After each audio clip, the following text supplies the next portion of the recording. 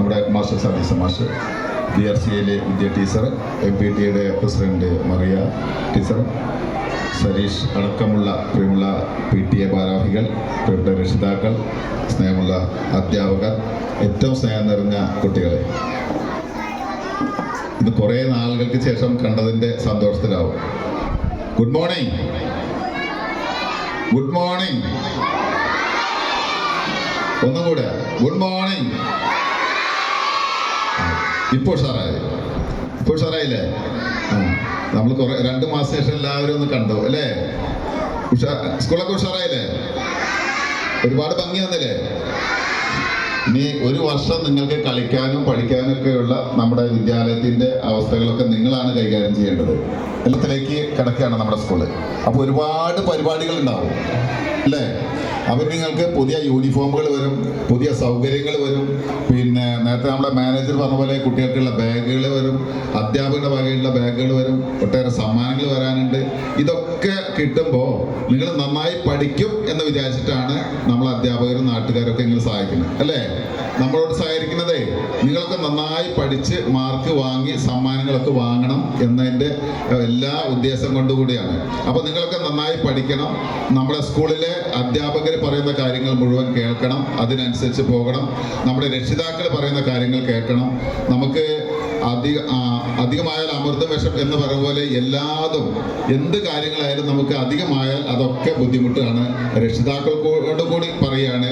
പലപ്പോഴും നമ്മുടെ ചെറിയ കുട്ടികളാണ് സ്കൂളിലേക്ക് പ്രാഥമിക വിദ്യാലയത്തിലേക്ക് വരുമ്പോൾ കുട്ടികളെ പഠിക്കുന്നതിന് വേണ്ടിയിട്ടോ അല്ലെങ്കിൽ പറഞ്ഞാൽ കേൾക്കുന്നതിന് വേണ്ടിയിട്ടോ നമ്മൾ പല കാര്യങ്ങളും നമ്മൾ ചെയ്തു കൊടുക്കാറുണ്ട്. അതിനൊക്കെ നമ്മൾ അപ്പോഴത്തെ ആ സമയം സന്ദർഭം മാത്രം നോക്കാതെ ഭാവി കൂടി, കാരണം നമ്മുടെയൊക്കെ കുട്ടിക്കാലത്തുള്ള കാലഘട്ടത്തിലല്ല നമ്മൾ ഓരോരുത്തരും ഇന്ന് ജീവിക്കുന്നത്. നമ്മുടെ മക്കൾക്ക് നമുക്ക് ലഭ്യമായ സൗകര്യങ്ങളും മറ്റും നമ്മൾ അനുവദിച്ചു കൊടുക്കുമ്പോൾ അതിലൂടെ പിന്നീട് വരുന്ന ഭവിഷ്യത്തുകൾ കൂടി നമ്മളൊക്കെ ഉൾക്കൊള്ളേണ്ടുന്ന ഒരു സന്ദർഭത്തിലാണ് നമ്മളൊക്കെ. അപ്പോൾ അതുകൊണ്ട് നമ്മൾ മൊബൈൽ ആയിക്കോട്ടെ, അതുപോലെ തന്നെ മറ്റ് സൗകര്യങ്ങൾ എത്തിക്കോട്ടെ, ഭക്ഷണത്തിൻ്റെ കാര്യങ്ങളായിക്കോട്ടെ, മറ്റ് മിഠായി പോലെയുള്ള സൗകര്യങ്ങൾ നമ്മൾ വാങ്ങിക്കൊടുക്കുന്ന കാര്യങ്ങളിലായിക്കോട്ടെ, എന്തായാലും ശരി, കളിപ്പാട്ടങ്ങളായിക്കോട്ടെ, ഇതൊക്കെ ഒരു പരിധിയിലപ്പുറമാകുമ്പോൾ നമ്മുടെ തന്നെ ഭാവിയെ, നമ്മുടെ കുട്ടികളുടെ ഭാവിയെ ബാധിക്കുന്ന വിഷയങ്ങളാണ് എന്ന് നമ്മൾ ഓരോരുത്തരും ചിന്തിക്കണം. നമ്മുടെ കുട്ടികൾക്ക് വേണ്ടുന്ന സൗകര്യങ്ങളാണ് ഇതൊക്കെയെന്നും എനിക്കിതൊന്നും ലഭ്യമായിരുന്നില്ല, എൻ്റെ മക്കൾക്കെങ്കിലും ഇത് കിട്ടട്ടെ എന്ന ചിന്ത ഒരിക്കലും നന്നല്ല.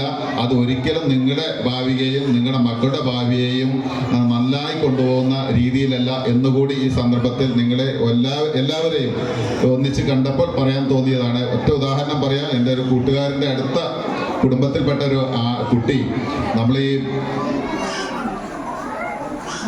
ഡിജിറ്റൽ കമ്പ്യൂട്ടർ ഗെയിം ഉണ്ടല്ലോ, കമ്പ്യൂട്ടർ ഗെയിമിന് അഡിക്റ്റ് ആയിട്ട് +1 കഴിഞ്ഞിട്ടുള്ള കുട്ടിക്ക് ഇപ്പോൾ കുട്ടിയുടെ രക്ഷിതാക്കളെ പോലും അറിയില്ല. കുട്ടിക്ക് അറിയില്ല. കുട്ടിക്ക് ഫുൾ ടൈം കമ്പ്യൂട്ടർ ഇല്ലാതെ ഒന്നും ചെയ്യാൻ കഴിയാത്ത അവസ്ഥയിലാണ്. ഒന്നും ചെയ്യാൻ കഴിയില്ല എന്ന് വെച്ചാൽ ഒന്നും ചെയ്യാൻ കഴിയാത്ത അവസ്ഥയിലാണ്. ഭക്ഷണം പോലും കുട്ടി കഴിക്കില്ല. അച്ഛനെ ആ കുട്ടീൻ്റെ ഉപ്പാനെ വിളിക്കുന്നത് ഫ്രണ്ട് എന്നാണ്. അപ്പോൾ ഫ്രണ്ട് പറഞ്ഞാലാണ് കുട്ടി ഭക്ഷണം കഴിക്കുള്ളൂ. അത് അവർ സാമ്പത്തികമായിട്ട് ഉന്നതിയിലെത്തുമ്പോൾ അതിനനുസരിച്ച രീതിയിലുള്ള സൗകര്യങ്ങൾ മക്കൾക്ക് കൊടുക്കുമ്പോൾ അതിൻ്റെ ഭവിഷ്യത്ത് ഇപ്പോൾ ആ ഫാമിലി അനുഭവിക്കുകയാണ്. അങ്ങനെ പല അനുഭവങ്ങളും അതുപോലെ തന്നെയുള്ള നേർക്കാഴ്ചകളും നമ്മുടെ സമൂഹത്തിൽ ഇന്ന് ഉള്ളത് കൊണ്ട് തന്നെ നമുക്ക് ലഭ്യമാകാത്ത സൗകര്യങ്ങൾ നമ്മുടെ മക്കൾക്ക് വേണം എന്ന് നമ്മൾ ഒരിക്കലും വാശി പിടിക്കരുത്. അത് ഒരിക്കലും നന്നല്ല. അവരുടെ